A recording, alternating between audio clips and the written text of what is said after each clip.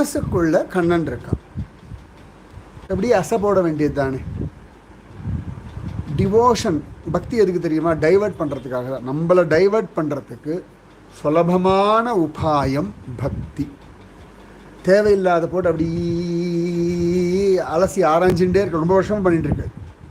இது வரைக்கும் பல கேள்விகள் உங்களுக்கே பதில் தெரியாது. ஆனால் ஆராய்ச்சி பண்ணுறதை மட்டும் விடவே இல்லை.